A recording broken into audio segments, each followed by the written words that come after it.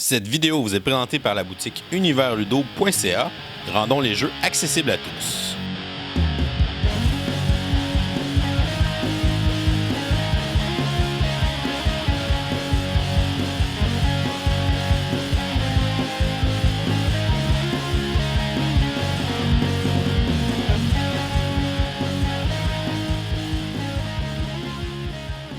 Salut les gamers, bienvenue à Professeur Board Game, je m'appelle David. Aujourd'hui à Board Game 101, on regarde un jeu qui s'appelle Men at Work. C'est un jeu édité en 2019 chez Pretzel Game et distribué au Canada par Asmodee Canada. On voudrait d'ailleurs prendre le temps de les remercier de nous avoir envoyé cette copie de Men at Work pour qu'on puisse l'essayer et vous le présenter en vidéo. C'est un jeu de l'auteur Rita Model. Le jeu se joue de 2 à 5 joueurs et les parties vont durer de 30 à 45 minutes. Le but du jeu va être d'être le premier à avoir un certain nombre de titres d'ouvrier du mois ou bien être le dernier joueur à ne pas être éliminé pour gagner la partie.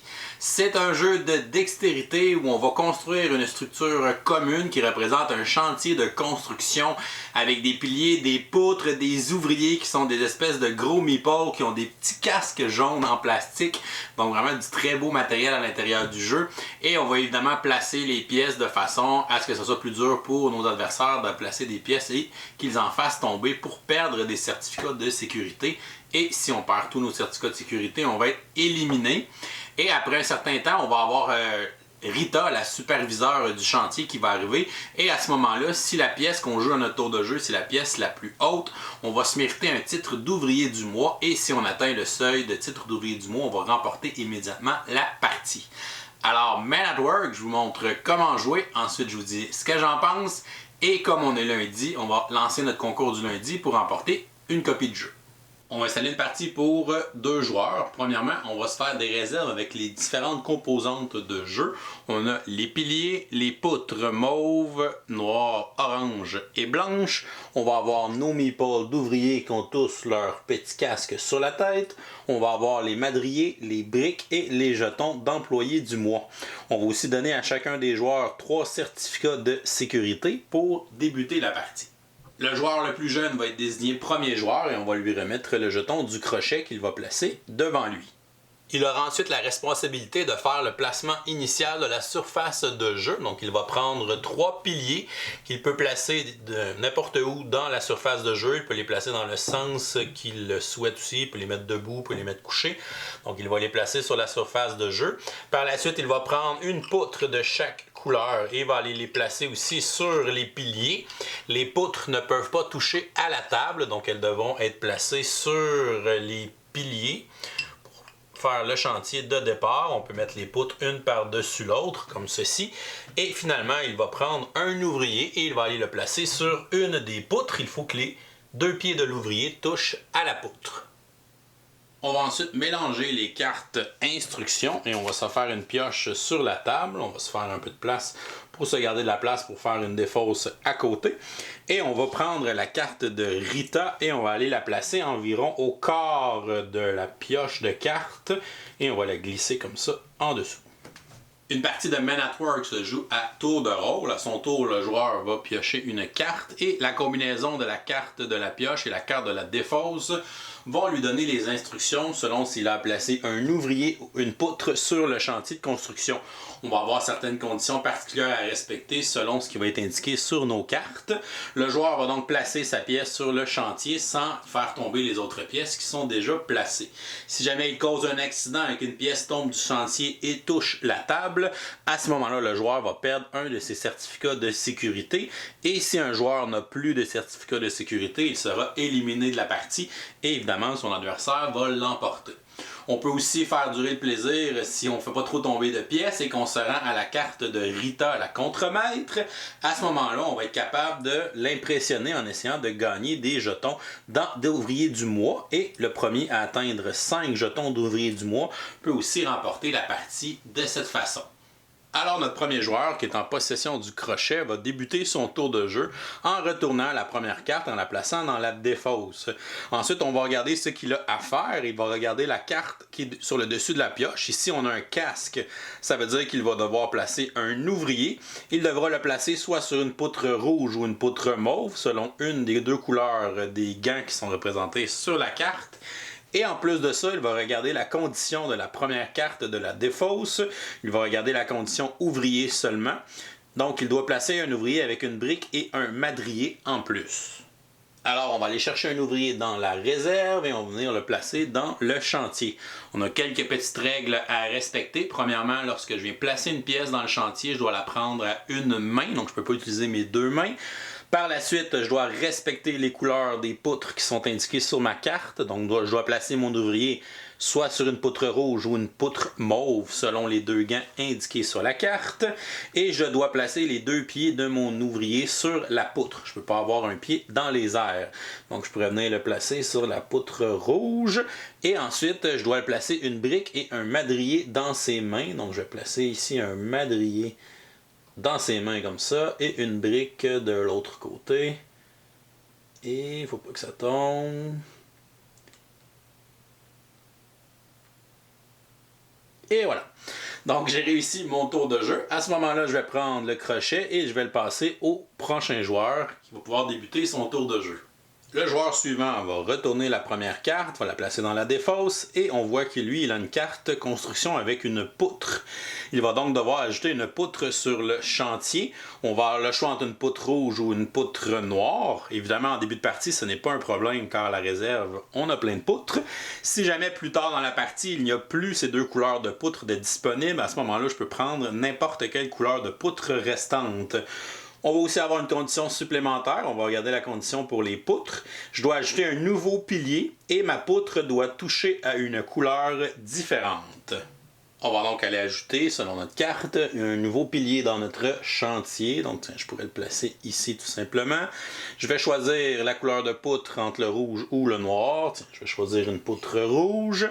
Et je dois la placer sur une couleur différente. Donc, je pourrais la placer ici pour toucher à mon nouveau pilier et à la poutre noire.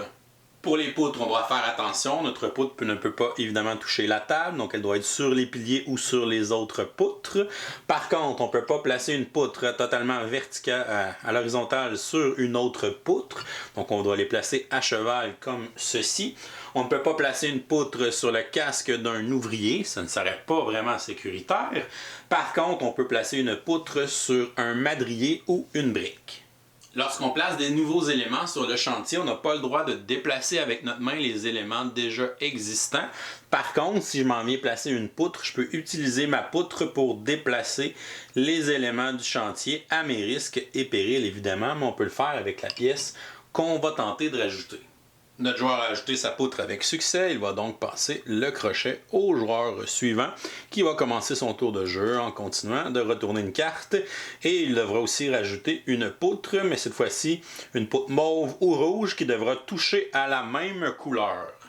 On va donc y aller avec une poutre mauve et on doit la faire toucher à une autre poutre mauve, donc je vais tenter de la placer ici sans rien accrocher et là, j'ai fait tomber des éléments, j'ai fait tomber le madrier au sol et la brique au sol, donc je viens de déclencher un accident sur le chantier. Ça va donc mettre fin immédiatement à mon tour de jeu et je vais perdre un de mes certificats de sécurité, donc on va donc le remettre dans la boîte de jeu. On va donc passer le crochet au joueur suivant qui lui va devoir faire le ménage du chantier avant de faire son tour de jeu. Il peut utiliser le crochet pour aller chercher des éléments qui sont en dessous pour les enlever et les remettre dans les réserves. Donc ici, je vais aller remettre la brique dans la réserve et je vais remettre le madrier dans la réserve et après ça, le joueur va pouvoir commencer son tour de jeu. Et les joueurs vont continuer, vont alterner des tours de jeu, vont retourner des cartes, vont ajouter des éléments dans le chantier, jusqu'à temps qu'on arrive à la carte de Rita, qu'on a placée tout à l'heure au corps de la pile. Lorsqu'on va arriver à la carte de Rita, la contremaître, on va la mettre de côté ici, pour dire que la carte Rita est entrée en jeu. Et à ce moment-là, on va continuer la partie comme normal, on va continuer à tourner des cartes.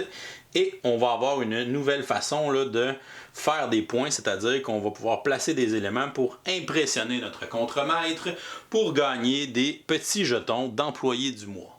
À partir de ce moment, les joueurs vont jouer leur tour de jeu comme d'habitude, donc vont aller placer une pièce sur le chantier selon la combinaison des deux cartes de construction.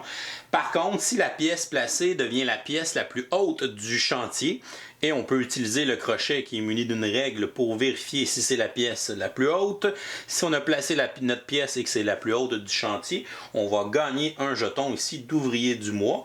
Et dans une partie à 2 joueurs, si on se rend à 5 jetons d'ouvrier du mois, donc si on réussit à impressionner Rita 5 fois, à ce moment-là, le joueur va gagner la partie.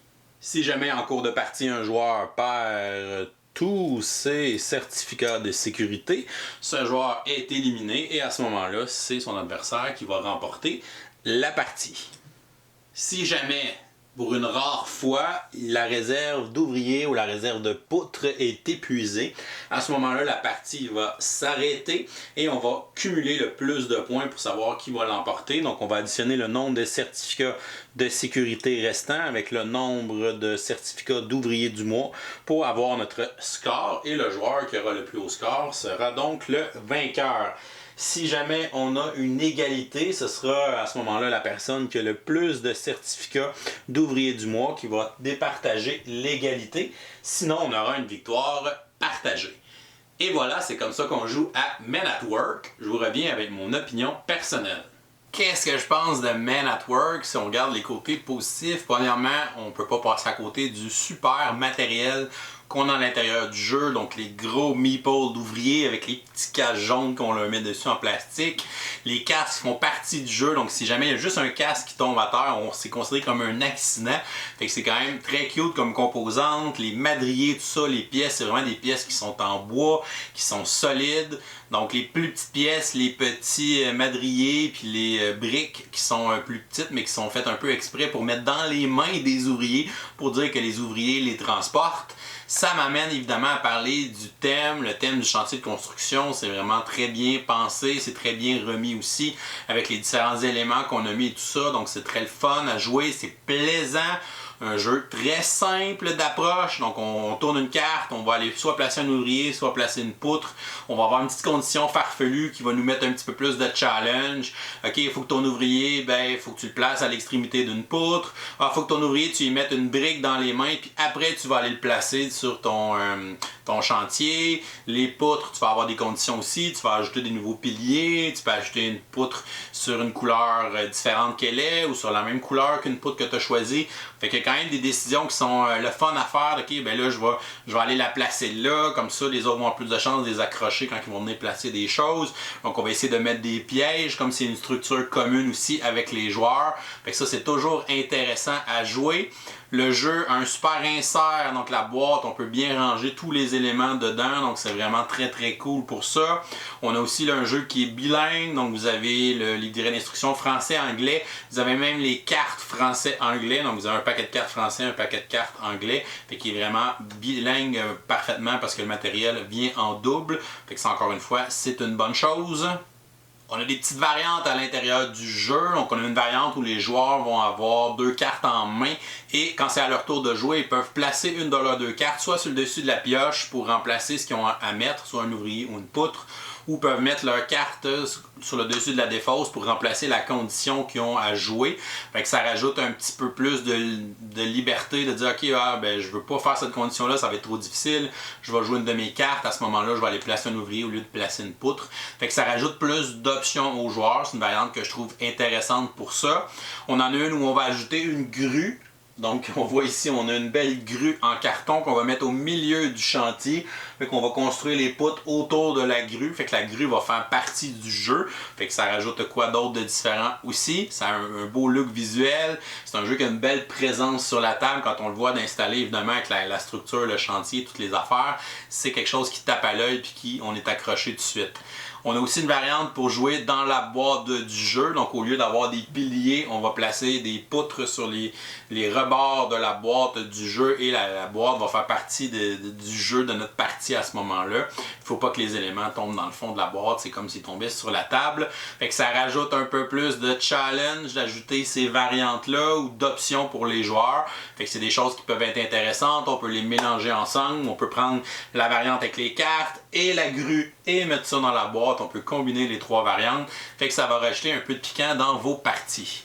Pour les côtés négatifs, j'ai l'impression que c'est un jeu qui va manquer un petit peu de rejouabilité dans le sens où les éléments qu'on place, mais c'est tout le temps soit une poutre, soit un ouvrier. Fait que c'est tout le temps un ou l'autre, une de ces deux options-là. Oui, on va avoir une condition particulière à chacun de nos tours de jeu, mais ça reste quand même que c'est tout le temps ces deux pièces-là qu'on va placer sur le chantier. Fait que ça manque un peu peut-être de variété au niveau des pièces, au niveau des formes des pièces, puis des choses qu'on peut accomplir avec cette structure-là.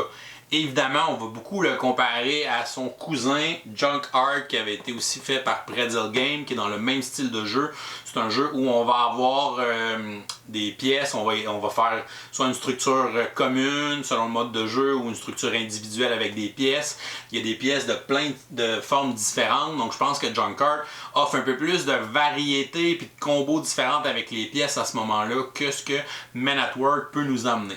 Par contre, je pense que Men at Work reste une expérience peut-être plus familiale justement. Les pièces sont assez grosses, sont plus faciles à manipuler malgré les madriers et les briques qui sont très très délicates et qui sont des fois dures à installer. Mais je pense que c'est un jeu qui va plaire aux familles, jouer avec des plus jeunes, jouer avec vos enfants. Donc c'est quelque chose qui peut être intéressant si vous cherchez un jeu de dextérité justement où on va faire une structure commune. Pour avoir joué aussi à d'autres jeux dans le style, on peut penser à Meeple Circus, que j'avais beaucoup aimé avec son thème de cirque et tout ça. Je pense que les pièces dans Men at Work sont plus grosses, vont être plus faciles à manipuler peut-être pour des enfants. Et si on compare aussi, on a aussi Tokyo Highway qui est sorti il n'y a pas longtemps, qui est dans le même genre. On va avoir une structure commune avec des autoroutes et des petites voitures. Je pense que le matériel de Men at Work est beaucoup plus agréable à regarder puis à manipuler que celui de Tokyo Highway. Fait que ça fait un petit peu la comparaison avec les autres jeux dans le même style qui existent. Donc si vous voulez un petit jeu de dextérité dans votre collection, Men at Work qui est présentement disponible en magasin. Donc je vais donner une note de B. Ça reste pour moi un jeu qui est plaisant, qui est le fun à manipuler, qui a des belles composantes. On a mis un beau petit thème qu'on a réussi à bien intégrer avec le chantier de construction. Fait que c'est très sympathique à jouer. Par contre, j'aime un petit peu moins Men at Work que j'ai aimé Junk Art parce que justement Junk Art laissait un peu plus de diversité par tous ces modes de jeu qui existaient puis les différentes formes de pièces et tout ça, mais ça reste un jeu qui est plaisant. Et voilà, c'est tout pour aujourd'hui. Oh, on est lundi, c'est vrai. Lundi, c'est notre concours du lundi. Donc, avant de vous expliquer comment ça fonctionne, on va nommer le gagnant de la semaine dernière. La semaine dernière, on faisait tirer un jeu qui est même pas sorti. On est comme ça à Professeur Board Game. Hein? C'était le jeu Incubation, donc le premier jeu de Synapse Games qui devrait sortir au Canada vers le 22 août environ. Donc, notre gagnant pour Incubation, il s'agit de Martin Chalifou. Martin, félicitations pour ton prix. Communique avec nous à professeurboardgame@gmail.com pour nous envoyer tes coordonnées qu'on va pouvoir transmettre à Synapse Games qui vont t'envoyer ton prix. Pour cette semaine, pour notre concours du lundi, donc comme on vous présentait Men at Work, on va faire tirer une copie du jeu. Donc pour participer, c'est simple, vous n'avez qu'à répondre à la question du jour en commentaire YouTube sous la vidéo. La question du jour est la suivante: quel est votre jeu de dextérité favori? Vous nous laissez la réponse en commentaire sous la vidéo YouTube pour participer. Le concours est ouvert à tous. On vous laisse jusqu'à dimanche prochain. Je suis en vacances, fait que j'oublie un peu les dates. Je ne sais plus voir c'est quelle date dimanche prochain, mais on vous laisse jusqu'à dimanche prochain pour participer jusqu'à midi heure de l'Est. Et si vous êtes abonné à notre Patreon pour 5$ et plus, vous avez aussi une participation automatique au concours. Donc si vous participez en commentaire, vous aurez une deuxième participation pour essayer de remporter Men at Work. Et voilà, c'est tout pour aujourd'hui. Si vous n'êtes pas abonné à notre chaîne, vous pouvez vous abonner en cliquant dans le petit bonhomme ici dans le coin. Sinon, vous pouvez nous suivre sur Facebook, Twitter ou Instagram à Professeur Board Game.